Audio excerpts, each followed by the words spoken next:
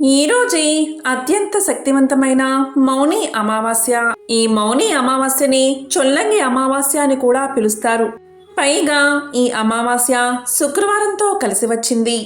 శూన్య తిథులైన పౌర్ణమి అమావాస్యలంటే లక్ష్మీదేవికి ఎంతో ప్రీతికరమైనవి. కాబట్టి ఎంతో విశేషమైన ఈరోజు ఈ కథలను విన్నా, చదివినా, చెప్పినా, వినిపించినా జన్మల దోషాలు తొలగి కోటి జన్మల పుణ్యం వస్తుంది. మరి ఆ కథ ఏంటో ఇప్పుడు ఈ వీడియోలో తెలుసుకుందాం. ఈ కథ గరుడ పురాణంలోనిది. పూర్వం కృతయుగంలో వంగ అను దేశంలో బభ్రు వాహనుడు అనే రాజు ఉండేవాడు. అతనిది విశాలమైన రాజ్యం. సమర్థవంతమైన పరిపాలనతో తన రాజ్యాన్ని శత్రువుల బారిన పడకుండా రక్షిస్తూ ధర్మ మార్గాన పాలన సాగిస్తూ ఉండేవాడు. అతని యుగం కృతయుగం అంటే సత్యయుగం కదా. భూమికి 4 దిక్కులా సత్యమే వర్ధిల్లేది. అలాంటి కాలంలో సత్యానికే పాఠాలు చెప్పే విధంగా పాలన సాగించేవాడు బభ్రు వాహనుడు. బభ్రు వాహనుడు అంటే అర్జునుడి కొడుకు కాదు, కేవలం పేరుకు మాత్రమే బభ్రు వాహనుడు.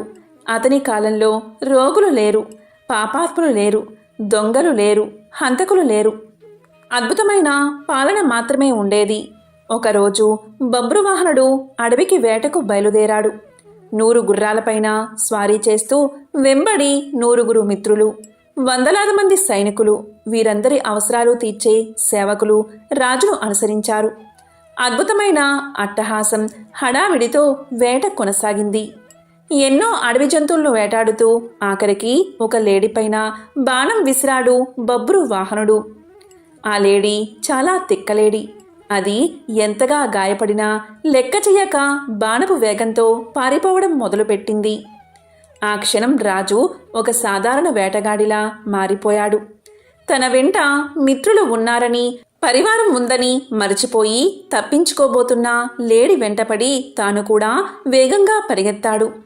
చివరికి అడవిలో ఒంటరిగా మిగిలిపోయాడు. కానీ ఎలాగోలాగా లేడిని పట్టుకోగలిగాడు. అయితే అందుకోసం చాలా సమయాన్ని కేటాయించాల్సి వచ్చింది. లేడి వెంట పరుగులు తీస్తున్నంతసేపు అతనికి ఆకలి దప్పికలు అర్థం కాలేదు. కానీ లేడి చిక్కి లక్ష్యం పూర్తి కాగానే అతని ఆకలి దప్పికలు చుట్టూ ముట్టాయి. అంతసేపు లేడి కొరకు వేటాడిన రాజు ఆకలి దాహాలను తీర్చుకోవడం కోసం వెతుకులాట మొదలుపెట్టాడు. అదృష్టవశాత్తు అక్కడికి సమీపంలోనే ఒక సరస్సు కనబడింది. అందులో ముందుగా స్నానం చేసి తరువాత నీరు తాగి ఒడ్డున ఉన్న ఒక చెట్టు కింద తన పరివారం కోసం ఎదురు చూస్తూ విశ్రాంతి తీసుకోసాగాడు. అనుకోకుండానే రాజుకు నిద్ర ముంచుకు వచ్చి కనులు మూతపడసాగాయి. ఈలోగా సమీపంలో కలకలం వినబడింది. రాజు కలవరపడుతూ కళ్ళు తెరిచి చూశాడు. అతనికి సమీపంగా ఎదురుగా 100 ప్రేతాలతో కలిసి ప్రేత వాహనుడు అనే పేరుగల ప్రేతరాజు అక్కడికి వచ్చాడు. ప్రేతాలంటికి ఎముకలకు బిగుతుగా చర్మాన్ని అతికించినట్లుగా ఉన్నాయి. ఎక్కడా కూడా అంగుళం మందం మాంసమైనా లేదు. వాటి ఆకారాలు భయం గొలిపేలా ఉన్నాయి. ప్రేతాలు హఠాత్తుగా కనబడితే ఎవరికైనా భయం కలుగుతుంది. కానీ అక్కడ ఉన్నది యుద్ధరంగంలో పరాక్రమాన్ని ప్రదర్శించే బభ్రువాహన మహారాజు. అందువల్ల ముందుగా కొంచెం కలవరం కలిగిన వెంటనే తన విల్లును అందుకుని ప్రేతాలపైకి ఎక్కుపెట్టాడు మహారాజు. కానీ బాణం వదలకుండా వారితో ఇలా అన్నాడు. ఎవరు మీరంతా? ఇంత భయంకరంగా ఉన్నారు. ఎక్కడ్నుంచి వచ్చారు? మీ శరీర ఆకృతులు ఇంత వికృతంగా ఉన్నాయేమిటి అని అడిగాడు. అప్పుడు ప్రేతాల నాయకుడైన ప్రేత వాహనుడు రాజుతో ఇలా పలికాడు. మహారాజా, మీ దర్శన భాగ్యం వల్ల మాలో ప్రేతభావం నశించిపోయింది. మాకు ఉత్తమ గతులు ఇక లభించే తీరతాయి అన్నాడు. ప్రేత వాహనుడి మాటలు రాజుకు అర్థం కాలేదు. అదే విషయం రాజు ఇలా అన్నాడు. ఓ ప్రేతమా, నువ్వేమి మాట్లాడుతున్నావు? నాకు అర్థం కావడం లేదు. నాకు అర్థమయ్యేలా చెప్పు అన్నాడు. దానికి ప్రేతవాహనుడు ఇలా పలికాడు. రాజా, ఈ ప్రేతాలన్నీ ఒకప్పుడు మనుషులే. కానీ చేసుకున్న పాపాల వల్ల ప్రేతాలుగా మారిపోయాయి. ఎవరికైతే అగ్ని సంస్కారం, శ్రాద్ధం, తర్పణం జరగవో వారంతా ప్రేతాలై తిరుగుతారు. అంతేకాదు, నమ్మక ద్రోహులు, పాపాలకు ప్రాయశ్చిత్తం చేసుకొనివారు, తాగుబోతులు, దొంగతనం చేసేవారు, ఈర్ష, అసూయ, ద్వేషాలతో కాలం గడిపేవారు, గురుపత్నిని చరిచినవారు, ఒకరి ఆస్తిని అన్యాయంగా లాక్కున్నవారు, పరుల సొమ్ముకు ఆశపడిన వారు మొదలైన తప్పుడు పనులు చేసేవారంతా ప్రేతాలుగా మారతారు. మేమంతా ఇలా వచ్చిన వారమే. రాజా, మాకు తిండి దొరకదు, నీరు దొరకదు. దీంతో మేము ఆకలి దప్పికతో అలమటించిపోతూ ఉంటాం. మాకు ఎవరు శ్రాద్ధం కానీ పిండం కానీ పెట్టరు. అందుకే మేము ఇలా మిగిలిపోయాము. ఇలా మిగిలిపోయిన వారికి రాజే అపరక్రియలు జరపాలి. అలా జరపడం వల్ల మేము ప్రేత రూపం నుండి విముక్తి పొందుతాం.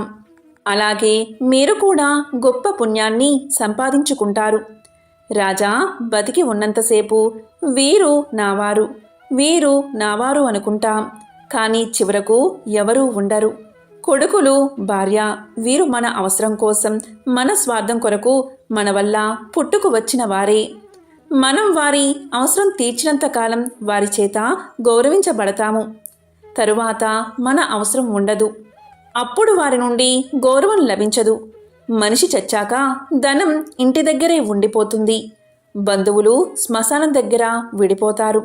శరీరం కాష్టం దగ్గర విడిపోతుంది. ఇక విడిపోయాక పరలోకం దాకా వచ్చేవి పాప పుణ్యాలే అని చెప్పాడు ప్రేత వాహనుడు. అప్పుడు బబ్రు వాహనుడు ఇలా పలికాడు: ఓ ప్రేతవాహన, చాలా తెలిసినవాడిలా మాట్లాడుతున్నావు. ఇంతకీ నీవు ఎవరు? నీవు మనిషిగా ఉన్నప్పుడు నీవు ఎవరు అని అడిగాడు. దానికి ప్రేతవాహనుడు ఇలా సమాధానం చెప్పాడు: ఓ రాజా, ప్రేతంగా మారడానికి ముందు నేను ఒక ధనికుడైన వైశ్యుణ్ణి. పేరు దేవదత్తుడు. నేను సన్మార్గంలో నడిచాను, దేవతారాధన చేశాను, తీర్థయాత్రలు తిరిగాను, దాన ధర్మాలు కూడా చేశాను. కానీ నాకు అపరకర్మలు చేయడానికి మాత్రం ఎవరూ లేకుండా పోయారు. అందుకనే ఇలా ప్రేతానై తిరుగుతున్నాను. రాజా, ఒక దేశపు రాజు అన్ని వర్ణాల వారికి, అన్ని కులాల వారికి బంధువులు అవుతాడని శాస్త్రాలు చెబుతున్నాయి. అందుకని నీవు మా అందరి కోసం అపరకర్మలు చేసి మాకు ముక్తిని కలిగించు అని చెప్పి తన వద్ద ఉన్న ఒక మణిని తీసి రాజుకు ఇవ్వబోయాడు ప్రేతవాహనుడు. అందుకు రాజు ఇలా పలికాడు: ఓ ప్రేతవాహన, నేను ఒక రాజుని. ఇతరుల నుండి దానాన్ని స్వీకరించను. మీకు అపరకర్మలు మాత్రం చేస్తాను. కానీ ప్రేతవాహన, నాకిది చెప్పు, మా వంశస్థుల్లో ఎవరైనా ప్రేతదశలోనే ఉండిపోయారా? ఒకవేళ ఉండిపోతే ఆ విషయం నేను ఎలా తెలుసుకోవాలి? వారికి ముక్తిని ఎలా కలిగించాలి అని అడిగాడు. దానికి ప్రేతవాహనుడు ఇలా చెప్పాడు: రాజా, మీ వంశంలోని వారు ఎవరైనా ప్రేతత్వంలా మిగిలిపోయి ఉంటే మీకు కారణం లేకుండానే కొన్ని కష్టాలు వచ్చి పడతాయి. దాంపత్య జీవితంలో అపశృతులు ఏర్పడతాయి. భార్యాభర్తలు పూర్తిగా ఆరోగ్యంగా ఉన్నా కూడా వారికి పిల్లలు పుట్టరు. స్త్రీలకు నెలసరి సమస్యలు నిరంతరం కలుగుతాయి. యవ్వనంలోనే ఆత్మీయ బంధువులు మరణిస్తారు. నడి వయసులోని వారు అనుకోకుండా మరణిస్తారు. ఉన్నట్టుండి ఆదాయం తగ్గిపోతుంది.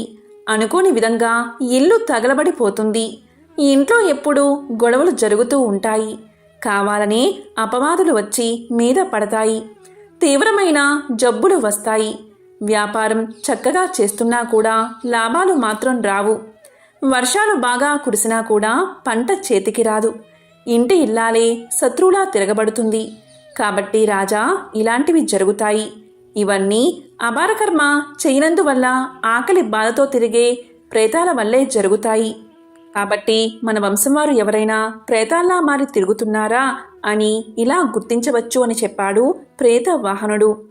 ఇదంతా విన్న తర్వాత బబ్రువాహన మహారాజు తన నగరానికి వెళ్ళి ప్రేతాల విముక్తి కోసం శ్రాద్ధ అపరకర్మలు చేయించాడు. అంతటితో ప్రేత వాహనుడికి, అతనితో ఉన్న ప్రేతాలకు విముక్తి కలిగింది. వారంతా ఎంతో సంతోషంగా స్వర్గాన్ని చేరుకున్నారు. ఇది గరుడ పురాణంలోని కథ. సకల శుభాలు కలిగే స్కంద పురాణంలోని పవిత్రమైన కథను ఇప్పుడు తెలుసుకుందాం. పూర్వం అవంతిపురంలో నంది అనే వైశ్యుడు ఉండేవాడు. అతను గొప్ప శివభక్తుడు. ప్రతిరోజు నగరానికి సమీపంలో ఉన్న ఒక అడవికి వెళ్ళి అక్కడ ఉన్న ప్రాచీన శివలింగాన్ని అర్చించేవాడు. శాస్త్ర విధానంగా శివుడికి ప్రతిరోజు పంచామృతాలతో అభిషేకం చేసి షోడశోపచారాలతో ఆయన్ని విధి విధానాలతో పూజించేవాడు. పూజలో భాగంగా వివిధ రకాల పుష్పాలు, ఫలాలు, ముత్యాలు, ఇంద్రనీలాలు, మాణిక్యాలు, వైడూర్యాలు లింగానికి సమర్పించేవాడు. ఈ విధంగా అడవిలో ఉన్న ఆ శివలింగం నంది చేత రకరకాల పూజలతో ఎన్నో సంవత్సరాలు పూజించబడింది. ఒకనాడు అడవి మృగాలను వేటాడే కిరాతుడు ఒకడు వేటాడుతూ అక్కడికి వచ్చాడు. అతనికి ప్రాచీన శివలింగం ఉన్న ఆలయం కనిపించింది. అక్కడికి వచ్చేసరికి కిరాతుడికి ఎంతో దాహం వేసింది. అటూ ఇటూ చూశాడు. దగ్గర్లో ఒక సరోవరం కనిపించింది. ఒడ్డున తన సామాన్లు పడేసి సరస్సులోకి దిగి కడుపు నిండా నీళ్లు తాగాడు. నోటిలో కొంత నీటిని ఉంచుకుని బయటకు వచ్చాడు. ఎదురుగా శివలింగం వివిధ రకాల రత్నాలతో పుష్పాలతో కనిపించింది. కిరాతుడు సరాసరి శివలింగం దగ్గరకు వెళ్ళి అక్కడున్న రత్నాలను పక్కకు తోసేసి తాను నోటిలో తెచ్చిన నీళ్లతో లింగానికి స్నానం చేయించాడు. పక్కనే బిల్వ వృక్షముంది. దాని ఆకులు తెచ్చి స్వామి మీద వేశాడు. అలాగే వేటాడి తెచ్చిన మాంసం ముక్కలను సంచి నుండి తీసి స్వామికి నైవేద్యం పెట్టాడు. ఇలా తనకు తోచిన రీతిలో శివపూజ చేసిన ఆ కిరాతుడు ఇలా అన్నాడు: స్వామి శంకర, నిన్ను చూస్తే నాకు ఎంతో ఆనందంగా ఉంది. ప్రతిరోజు నీకు ఇలాగే పూజలు చేస్తాను. నన్ను కరుణించు స్వామి అని వేడుకున్నాడు. ప్రతిరోజు కిరాతుడు అక్కడికి వచ్చి ఇదే విధంగా పూజలు చేయడం ప్రారంభించాడు. వైశ్యుడైన నంది కూడా ప్రతిరోజు స్వామిని పూజించడానికి ఆ ఆలయానికి వెళ్ళాడు. ఈ విధంగా రత్నాలు, వజ్ర వైడూర్యాలు చిందరవిందరగా పడి ఉండడం గమనిస్తూ ఉండాడు. ఒకరోజు నంది ఎంతో బాధపడుతూ, అయ్యో, నేను ఏదో పాపం చేసి ఉంటాను. నా పూజలో ఏదో లోపముంది. నేను చేసే పూజ స్వామికి నచ్చట్లేదేమో. ఇదంతా నా దురదృష్టం అని చింతిస్తూ ఇంటికి గుడి నుండి తిరిగి వచ్చాడు. నంది దీనంగా ఉండడం చూసి ఒక పురోహితుడు, అయ్యా, ఎందుకు అలా ఉన్నారు అని అడిగాడు. దానికి నంది, ఓ బ్రాహ్మణోత్తమా, నేను ఈరోజు శివపూజ కోసం అడవికి వెళ్ళాను. అక్కడ శివుడి ముందు ఉన్న మాంసాన్ని చూశాను. ఇంతకుముందు నేను చేసిన పూజనంతా ఎవరో చిందరవందర చేస్తున్నారు. దానివల్లే నాకు ఈ బాధ. నేను పెట్టిన నైవేద్యాన్ని చెడగొట్టి మాంసాన్ని నైవేద్యంగా పెట్టిన వాడెవడో నాకు కనిపించలేదు. ఇప్పుడు నేనేం చెయ్యాలి అని అడిగాడు. దానికి పురోహితుడు నందితో ఇలా అన్నాడు: అయ్యా, మీరేమీ బాధపడకండి. రేపు పొద్దుట నేను కూడా మీతో వస్తాను. ఇద్దరం కలిసి అక్కడికి వెళ్దాం. రోజూ వచ్చి మీ పూజ చెడగొట్టేవాడెవడో తెలుసుకుందామని ధైర్యాన్ని చెప్పాడు. అదేవిధంగా ఆ మర్నాడు ఇద్దరూ కలిసి వనంలో ఉన్న శివలింగం దగ్గరకు వెళ్లారు. పురోహితుడు రుద్రాధ్యాయాన్ని పఠిస్తూ ఉండగా నంది చక్కగా లింగానికి ఏకాదశ రుద్రాభిషేకం చేశాడు. తరువాత యథావిధిగా రత్నాలు, పుష్పాలు సమర్పించి షోడశోపచార పూజ కూడా వైభవంగా చేశాడు. ఇలా 2 జాముల కాలం గడిచింది. అప్పుడు మహాకాలుడిలా నల్లగా ఎత్తుగా ఉన్న కిరాతుడు చేతిలో ధనస్సు బాణం పట్టుకుని అక్కడకు వచ్చాడు. ఎంతో భయంకరంగా ఉన్న ఆ కిరాతకుడిని చూసి నంది భయపడిపోయాడు. అతనితో పాటు పక్కనే ఉన్న పురోహితుడు కూడా, అతని బృందం కూడా వణికిపోయారు. ప్రతిరోజు చేసినట్లే ఆ కిరాతుడు వాళ్ళని పట్టించుకోకుండా అప్పటిదాకా వారు చేసిన పూజా ద్రవ్యాలని పక్కకు తోసేసి పుక్కెటి జలంతో స్వామికి అభిషేకం చేసి మాంసం నైవేద్యంగా పెట్టి మారేడుదలాన్ని స్వామికి సమర్పించి సాష్టాంగ నమస్కారం చేసి తిరిగి తన దారిన తాను వెళ్ళిపోయాడు. ఈ దృశ్యాన్నంతా చూసిన నందికి, అతని పురోహిత బృందానికి ఎంతో ఆశ్చర్యం కలిగింది. దానితో నంది ఇంటికి వచ్చి పండితులందరినీ సమావేశపరిచి విషయాన్ని వివరంగా వారికి చెప్పాడు. ఓ విప్రులారా, ఇప్పుడు నేనేం చెయ్యాలో మీరే చెప్పండి అని సలహా అడిగాడు. అప్పుడు పండితులు నందితో ఇలా చెప్పారు: అయ్యా, నీవు ఎంతో పవిత్రంగా చేసే పూజ ప్రతిరోజు పాడు చేయబడుతుంది. ఇక శివలింగం అక్కడ ఉండటం మంచిది కాదు. మీరు వెంటనే దాన్ని తీసుకువచ్చి మీ గృహంలో ప్రతిష్ఠించండి. అదే మీకు శ్రేయస్కరమని సలహా ఇచ్చారు. దానితో నంది పండితుల మాట ప్రకారం అడవిలో ఉన్న లింగాన్ని తెచ్చి తన ఇంట్లోనే స్థాపించి యథావిధిగా రత్నాలతో పూజించాడు. అక్కడికి కిరాతుడు మర్నాడు వచ్చి చూసేసరికి శివలింగం కనిపించలేదు. ఒక్కసారిగా అతనికి దుఃఖం ముంచుకొచ్చింది. దాంతో ఇలా అన్నాడు, ప్రభూ, శంకరా, నన్ను వదిలి ఎక్కడికి వెళ్ళావు? నిన్ను చూడకపోతే నా మనసు ఎంతో బాధపడుతుంది. ప్రభూ, నన్ను కరుణించు. నీవు రాకపోతే నా ప్రాణాల్ని వదిలేస్తాను. పరమేశ్వరా, కరుణించు అని తీవ్రంగా విలిపించాడు. అయినా శివుడు సాక్షాత్కరించలేదు. వెంటనే అన్నమాట నిలబెట్టుకోవాలని భావించిన కిరాతుడు తన గోళ్లతో గుండెను చీల్చుకుని రోషంగా అరుస్తూ, ప్రభూ, ఇదిగో నా గుండె, నీకోసమే తెచ్చాను, ఇప్పటికైనా నాకు కనబడు అని పిలిచాడు. ఆ వెంటనే లోపల పేగుల్ని, మాంసాన్ని బయటకు తీసి పక్కన పడేశాడు. ఇక పూర్తిగా ఓపిక నశించి రక్తం దారలుగా కారిపోతూ ఉండగా అలాగే అక్కడే కుప్ప కూలిపోయాడు. అంతలో దివ్య కాంతులు వెదజల్లుతూ ప్రమద గణాలతో సహా శివుడు అక్కడ ప్రత్యక్షమయ్యాడు. కర్పూర కాంతులతో ప్రకాశిస్తూ జటాజూటదారి అయిన శివుడు త్రిశూలాన్ని, చంద్రశేఖరుణ్ణి ధరించి శివుడు కిరాతకుడి చెయ్యి పట్టుకుని పైకి లేపి అతని గాయాలన్నీ పోగొట్టాడు. ఎంతో ప్రేమగా ఇలా పలికాడు, కిరాతక, నీవెంతో గొప్ప భక్తుడివి. నాకు సంతృప్తి కలిగేలా పూజలు చేశావు. నా కోసం ప్రాణాలు సమర్పించడానికైనా సిద్ధపడ్డావు. నీ భక్తి అనన్య సామాన్యం. నీకేం వరం కావాలో కోరుకో అన్నాడు. ఇక శివుడి మాటలు వినగానే కిరాతకుడికి ఎంతో ఆనందం కలిగింది. వెంటనే ఆయన పాదాల మీద పడి, ప్రభూ, నేను నీ దాసుణ్ణి. నాకు జన్మ జన్మల్లో నీ మీద అచంచలమైన భక్తి ఉండేలా అనుగ్రహించు. నీవే నాకు తల్లి, తండ్రి, గురువు, దైవం, బంధువు, మిత్రుడు కూడా. ఇక నాకు వేరే కోరిక లేదు. నిన్ను దర్శిస్తూ ఉంటే చాలు అని వినయంగా పలికాడు. కిరాతకుడి నిష్కలమైన భక్తికి శివుడు ఎంతో చలించిపోయి కిరాతకుడిని తన శివ మందిరానికి ద్వారపాలకుడిగా నియమించాడు. అదే సమయంలో దేవదుందుబులు మోగాయి. ఆ ధ్వని పక్కనే ఉన్న నంది ఇంటిదాకా వినిపించింది. అడవిలో దివ్యమైన ధ్వనులు వినబడేసరికి నంది ఎంతో కంగారుగా పరుగు పరుగున అక్కడికి వచ్చాడు. అక్కడ ఎదురుగా తన్మడై నిల్చున్న కిరాతకుణ్ణి చూశాడు. ఎంతో అద్భుతం జరిగిందని నందికి అనిపించింది. వెంటనే కిరాతుడి చేతులు పట్టుకుని, అయ్యా, నీవు కూడా నాలాగే శివభక్తుడివి. నిన్ను అనుగ్రహించడానికి సాక్షాత్తు శివుడే ఇక్కడికి వచ్చాడు అనిపిస్తుంది. దయచేసి నన్ను కూడా శివుడి దగ్గరకు తీసుకువెళ్ళు. ఆ స్వామి దర్శనాన్ని నాకు కల్పించు అని ప్రార్థించాడు. నంది ప్రార్థన వినగానే గుణవంతుడైన కిరాతుడు అతని చెయ్యి పట్టుకుని శివుడి దగ్గరకు తీసుకువచ్చి శివుడికి చూపించి, శివ, ఇతడు నంది. నిత్యము నిన్ను రత్నాలతో పూజించేవాడు. ఇతడు నా మిత్రుడు అని పరిచయం చేశాడు. కిరాతుడి మాటలు విన్న శివుడు, కిరాతక, ఇతనెవరో నాకు తెలియదు. కల్లా కపటం లేని నీవే నాకు నిజమైన భక్తుడివి. నీవే నా మిత్రుడివి. ఎలాంటి స్వాభిమానం, దురహంకారం లేనివాడే నా నిజమైన భక్తుడు. అంతేకాని స్వార్థంతో కూడుకున్నవాడు కాదు అని సమాధానం చెప్పాడు. అప్పుడు కిరాతుడు, ప్రభు, నేను నీకు స్నేహితుణ్ణి అన్నావు. అంటే నేను నీకు మిత్రుణ్ణి. నా మిత్రుడు నీకు మిత్రుడే కదా. ప్రభు, దయచేసి నాతో పాటు ఇతన్ని ఉద్ధరించు అని ప్రార్థించాడు. కిరాతుడి మాటను కాదనలేక మహాశివుడు వారిద్దరినీ తన పరిచారకులుగా స్వీకరించాడు.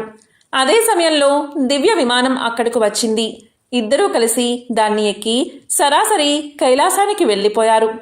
అక్కడ కైలాసంలో వీరికి ఘన స్వాగతం లభించింది.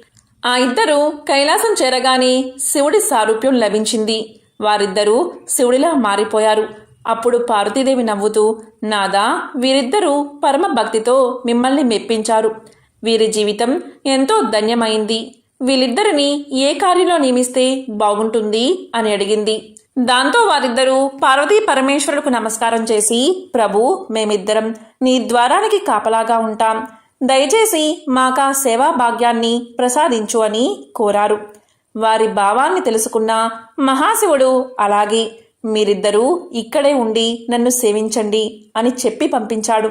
ఈ రకంగా కిరాతుడు మహాకాలుడిగా, నంది నందిగా కైలాసానికి చేరి శివద్వారానికి రక్షకులుగా ఉంటూ నిత్యము ఆయన్ని సేవిస్తూ ఉన్నారు.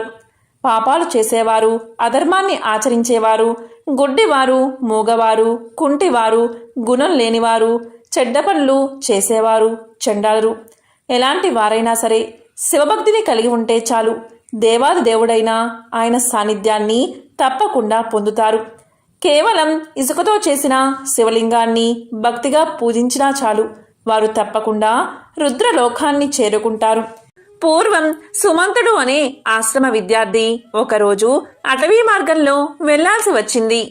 దురదృష్టం కొద్దీ అతను అడవిలో దారి తప్పిపోయి కొందరు ఆటవికులకు దొరికిపోయాడు. వారు అతన్ని బంధించి వాళ్ళ కులపెద్ద వద్దకు తీసుకుపోయారు. ఆ రోజు అమావాస్య, పైగా ఆదివారం. వారి కులదేవతకు బలివ్వడానికి చక్కని కుర్రోణ్ణి తీసుకువచ్చారని కులపెద్ద ఎంతగానో సంతోషించాడు. వారిని అభినందించి బలికి ఏర్పాట్లు చూడమని కులపెద్ద ఆజ్ఞాపించాడు.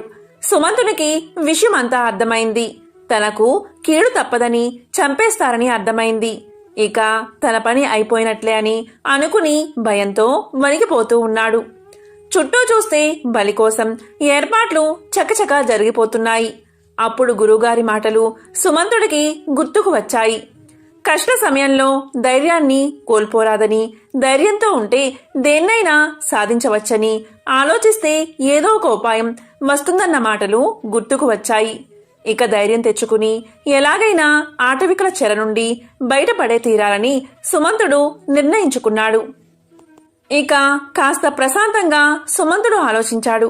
కాసేపటికి ఒక మెరుపులాంటి ఉపాయం తట్టింది సుమంతునికి. ఎదురుగా పెద్ద సమస్య ఉన్నప్పుడు బుర్ర ఎవరికైతే సరిగ్గా పనిచేస్తుందో వారే విజేతలు కాగలరని గురువుగారి మాటలు గుర్తుకు తెచ్చుకుని ధైర్యం పుంజుకున్నాడు సుమంతుడు. బలి కోసం ఏర్పాట్లు పర్యవేక్షిస్తున్న ఆటవికుల పెద్దతో సుమంతుడు ఇలా అన్నాడు. అయ్యా, నన్ను బలివ్వమని ఆ దేవత మీకు చెప్పిందా అని అడిగాడు. దానికి కులపెద్ద ఇలా అన్నాడు. లేదు, రాతి విగ్రహం ఎక్కడైనా మాట్లాడుతుందా? మనమే భక్తితో అమ్మవారికి బలి సమర్పించి చల్లగా చూడమని మొక్కాలి అని బదులు చెప్పాడు కులపెద్ద. దానికి సుమంతుడు ఇలా అన్నాడు. అదేమిటి, మీ దేవత మీతో మాట్లాడదా? ఎంతో విడ్డూరంగా ఉందే. ఏదో తప్పు చేసి ఉంటారు మీరు, అందుకే మీతో మాటలు మానేసింది అమ్మవారు అన్నాడు. దాంతో కులపెద్ద కలవరంగా చూశాడు. అదే అదనుగా సుమంతుడు మరింత ధైర్యం తెచ్చుకుని ఇలా అన్నాడు. మీతో మాట్లాడడం లేదు కానీ నాతో మాట్లాడుతుంది అమ్మవారు, అదే విచిత్రమన్నాడు. ఆ మాటలు విన్నా అక్కడ ఉన్నవారంతా ఒక్కసారిగా తుళ్లిపడ్డారు. దీంతో కులపెద్ద కాస్త తేరుకుని, ఏమిటి, మా దేవత నీతో మాట్లాడుతుందా? అది మేము నమ్మాలా అని వెటకారంగా అడిగాడు. దానికి ఇంకొక ఆటవికుడు, మేము అడవిలో ఉంటాం కదా అని మరీ తెలుగు తక్కువగా అంచనా వేయకు మమ్మల్ని, నీ ఎత్తుగడ మాకు తెలుసులే అని ఆటవికుడు అన్నాడు. దానికి సుమంతుడు, అదేమీ లేదు, నేను నిజమే చెప్తున్నాను అని తెలియచేశాడు. దానికి కులపెద్ద, ఏం మాట్లాడిందో చెప్పు అని ప్రశ్నించాడు. దానికి సుమంతుడు, నన్ను తనకు బలి ఇవ్వద్దని, అలా చేయడం వల్ల తను సంతోషించను సరికదా, కోపగిస్తానని మీతో చెప్పమంది అన్నాడు. అతను ఆత్మవిశ్వాసం కోల్పోకుండా నిబ్బరంగా పెలిగేసరికి కులపెద్ద ఆలోచనలో పడ్డాడు. సుమంతుని మాటలకు అందరూ పగలబడి నవ్వుతూ, ఈ సమయంలో ఎవరైనా ఇలాగే మాట్లాడతారు, నీ మాయ మాటలు మేము నమ్మం, బలి జరిగే తీరుతుందని అందరూ ముక్త కంఠంతో పలికారు. కాని సుమంతుడు ధైర్యం కోల్పోలేదు. ఈ సమయంలో బెదిరితే చావు తప్పదని గ్రహించి వారితో సుమంతుడు ఇలా అన్నాడు. దయచేసి అరవకండి, అమ్మవారు ఏదో చెప్తుంది, నన్ను విననివ్వండి అని ఆజ్ఞాపించినట్లుగా ధైర్యంగా గంభీరంగా చెప్పాడు. దాంతో ఆటవికులంతా ఒక్కసారిగా నిశ్శబ్దంగా ఉండిపోయారు. ఇక సుమంతుడు చెవిపై చెయ్యి పెట్టుకుని వింటున్నట్లుగా నటిస్తున్నాడు. మధ్య మధ్యలో సరేనమ్మా సరేనమ్మా అంటూ శ్రద్ధగా వింటున్నట్లుగా నమ్మించాడు. ఇక పరుగున వెళ్లి విగ్రహం యొక్క పాదాల మీద పడి నమస్కారం చేసి వెనక్కి వచ్చి నిలబడ్డాడు. చుట్టూ ఉన్నవారికి అంతా అయోమయంగా ఉంది. విడ్డూరంగా చూస్తున్నారు ఆ జనం. నిజంగా తల్లి అతనితో మాట్లాడిందా అని అనుమానంలో పడ్డారు. ఇక సుమంతుడు కుల పెద్దవైపు తిరిగి, అయ్యా, తల్లి చెప్పిన మాటలు మీతో చెప్తున్నాను. ఈరోజు పట్టపగలు కొంత సమయం రాత్రిగా మారితే నన్ను విడిచిపెట్టమని, లేకుంటే బలి ఇవ్వమని చెప్పింది తల్లి. తల్లి మాట ప్రకారం కొంతసేపు వేచి చూడండి. ఆమె చెప్పిన ప్రకారం జరగకపోతే నేనే స్వయంగా బలిపీఠం ఎక్కుతాను అనగానే కులపెద్ద సరే అన్నాడు. కులపెద్ద మళ్ళీ ఇలా అన్నాడు. ఈ విషయం మాలో ఎవరికీ చెప్పకుండా నీతోనే ఎందుకు చెప్పింది అమ్మవారు అని ప్రశ్నించాడు. దానికి సుమంతుడు ఏమాత్రం తడబడకుండా, మీరు నన్ను ఎత్తుకుని రావడమే అమ్మవారికి ఇష్టం లేదు, అందుకే మీ పట్ల అమ్మవారు అలిగిందని చెప్పి మరింత నమ్మకంగా చెప్పాడు.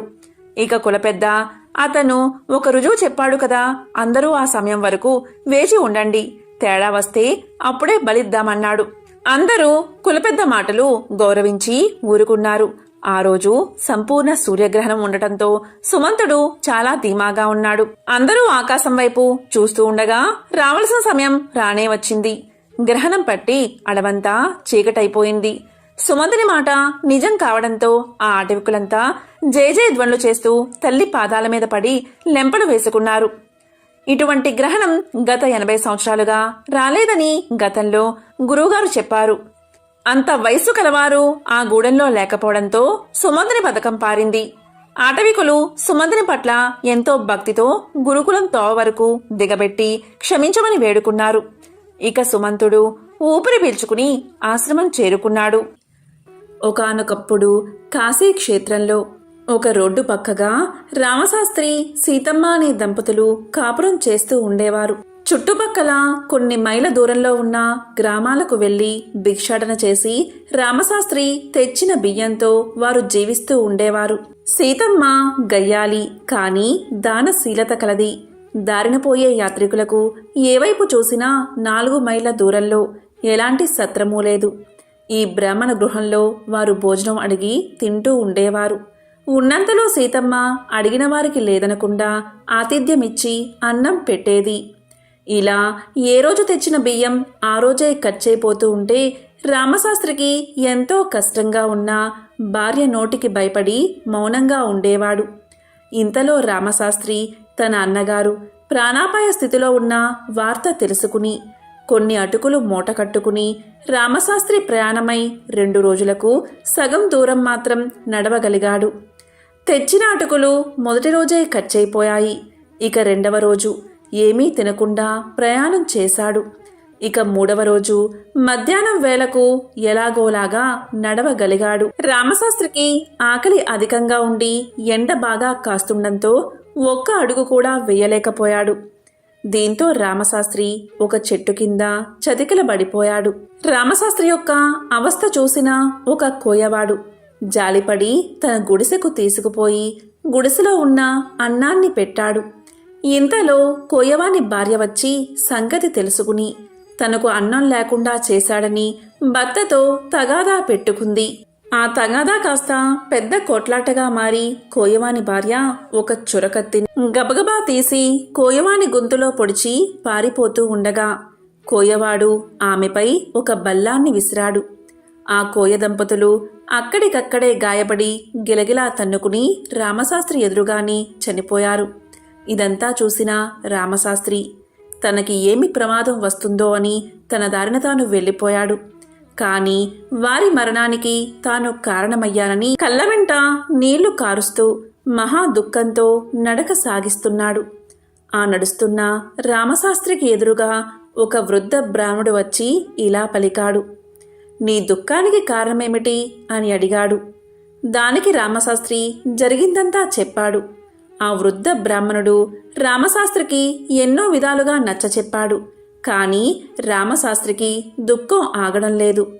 ఆకలితో ఉన్న నన్ను కాపాడిన ఆ బోయవానికి ఇలాంటి దుర్గతి కలిగింది.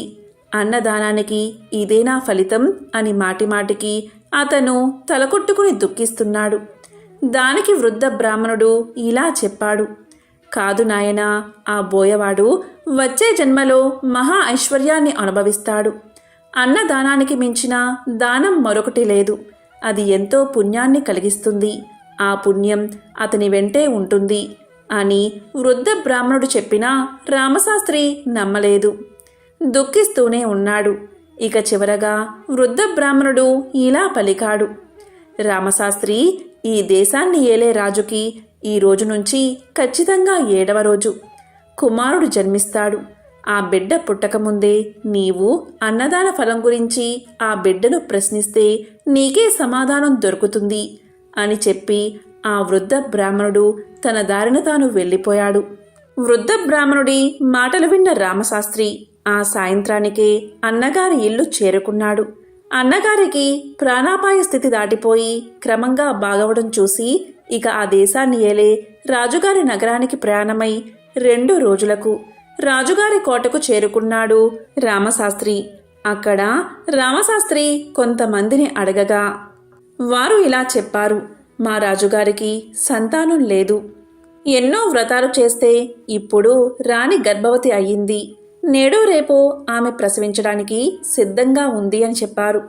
రామశాస్త్రి ఆ మాటలు విని వృద్ధ బ్రాహ్మణుడు చెప్పిన మాటల మీద నమ్మకం కలిగి ఒక ఉపాయాన్ని ఆలోచించి రాజుగారి బిడ్డచే అన్నదానం ఫలం గురించి చెప్పించాలి అనుకున్నాడు.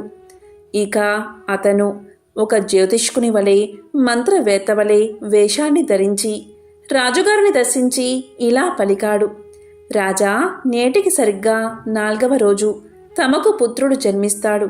అంతేకాదు, ఏ పుణ్యం వల్ల తమ గర్భవాసాన జన్మించాడో ఆ విషయం కూడా ఆ శిశువు నోటితోనే నేను చెప్పిస్తాను అని చెప్పగానే అక్కడి వారంతా ఆశ్చర్యపోయారు.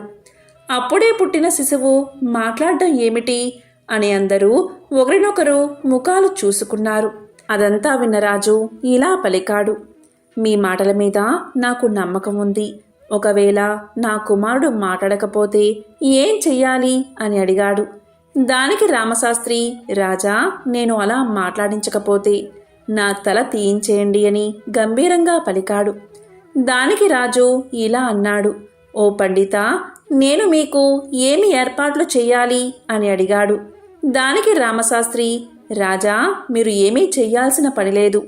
పుట్టిన శిశువును పుట్టినట్టుగా బొడ్డు కొయ్యకుండా గుడ్డ తగలకుండా బంగారు పల్లెంలో పడుకోబెట్టి నా ఎదురుకు తీసుకురండి అని పలకగానే రాజు దానికి సమ్మతించాడు. ఖచ్చితంగా 4వ రోజున రాణిగారికి ప్రసవ వేదన ప్రారంభమైన వార్త తెలుసుకున్న రాజుగారు రామశాస్త్రిని పిలిపించారు. రామశాస్త్రి చెప్పినట్లే రాణి మగ శిశువును ప్రసవించింది. ఇక బొడ్డు కొయ్యకుండా బంగారు పల్లెంలో శిశువును పడుకోబెట్టి రామశాస్త్రి దగ్గరకు తీసుకువచ్చారు. ఆ శిశువుతో రామశాస్త్రి ఇలా అన్నాడు: ఓయ్, నీ వృత్తాంతమేమిటి అని అడిగాడు. అలా అడిగిన వెంటనే శిశువు ఇలా పలికాడు: అయ్యా, నీవు చెట్టు కింద ఆకలితో సొమ్మసిల్లి పడి ఉండగా నిన్ను నా గుడిసెకు తీసుకుపోయి నీకు అన్నం పెట్టిన పుణ్యఫలం వల్ల నాకీ జన్మ కలిగినది. నీకు అన్నం పెట్టినందుకు నాతో గొడవపడి నన్ను కత్తితో పొడిచి నా బల్లెంతో చచ్చిన నా భార్య నేటికి 3వ రోజున మా పెద్ద పంది గర్భంలో 6వ పిల్లగా జన్మిస్తుంది. దాని నొసటన తెల్ల మచ్చ ఉంటుంది. కావలిస్తే నువ్వు వెళ్ళి చూడు అని ఆ శిశువు పలికి మౌనంగా ఉండిపోయింది. ఇక ఆ శిశువుకు బొడ్డు కొయ్యగానే పూర్వజ్ఞానం తొలగిపోయి కెవ్వు కెవ్వుమని ఏడవడం మొదలుపెట్టింది. ఇదంతా చూసిన రాజు రామశాస్త్రికి ఒక అగ్రహారాన్ని బహుమతిగా రాయించి గౌరవంగా పంపాడు. ఇక రామశాస్త్రి తిరుగు ప్రయాణంలో కోయవాని ఇంట్లో పంది ప్రసవించిన 6వ పిల్లను దాని నుదుటిన మచ్చను చూసి మరలా దుఃఖిస్తూ ఇంటికి ప్రయాణమయ్యాడు. అలా వెళ్తున్న రామశాస్త్రికి ఇంతకు ముందు ఎదురువచ్చిన వృద్ధ బ్రాహ్మణుడు మళ్ళీ ఎదురువచ్చి, రామశాస్త్రి, అన్నదాన ఫలితాన్ని స్వయంగా తెలుసుకున్నావు కదా, కానీ మళ్ళీ ఎందుకు బాధపడుతున్నావు అని ప్రశ్నించాడు. దానికి రామశాస్త్రి ఇలా పలికాడు: స్వామి, మీరు సాక్షాత్తు భగవత్ స్వరూపులు. నేను బిచ్చమెత్తి తెచ్చుకున్న బియ్యంతో నా భార్య నిత్యం అన్నదానం చేస్తుంది. నేనేమీ అనడం లేదు, కానీ ఇలా ఆహారం పాడు చేస్తుందని లోపల కుళ్ళిపోతూ ఉండేవాడిని. నాకు మరి ఎలాంటి గతి ప్రాప్తిస్తుందో అని బోరున ఏడ్చాడు. దానికి వృద్ధ బ్రాహ్మణుడు ఇలా అన్నాడు: నాయనా, దుఃఖించకు. నీ చేతులారా దాన ధర్మాలు చేయకపోయినా నీవు తెచ్చిన బియ్యాన్ని నీ భార్య అన్నదానం చేస్తుంది. నీ భార్య అన్నదానం చేయడం వల్ల ఆ దానఫలం నీకు కూడా వస్తుంది. కాబట్టే రాజుగారు నీకు అగ్రహారాన్ని బహుకరించారు. ఇక నుండి నీకు వచ్చే సంపాదనతో దాన ధర్మాలు అన్నదానం చేస్తే నీకంతా మేలే జరుగుతుందని చెప్పి వృద్ధ బ్రాహ్మణుడు వెళ్ళిపోయాడు. ఇదంతా విన్న రామశాస్త్రి ఎంతో ఆనందంతో ఇంటికి వెళ్ళి భార్యకు జరిగింది చెప్పి భార్యను అగ్రహారానికి తీసుకువెళ్ళి దాన ధర్మాలు చేస్తూ అన్నదానం చేస్తూ ఆనందంగా జీవించారు. కాబట్టి అన్నదానం అంత గొప్పది. ఎంతో పవిత్రమైన మౌని అమావాస్య రోజు, పైగా శుక్రవారం రోజు ఈ కథను విన్నా, చదివినా, చెప్పినా, వినిపించినా జన్మల దోషాలు తొలగి కోటి జన్మల పుణ్యం వస్తుంది. లక్ష్మీనారాయణల అనుగ్రహం మీకు కలుగుతుంది. ఓం శ్రీ మహాలక్ష్మియే నమః. ఓం శ్రీ మాత్రే నమః.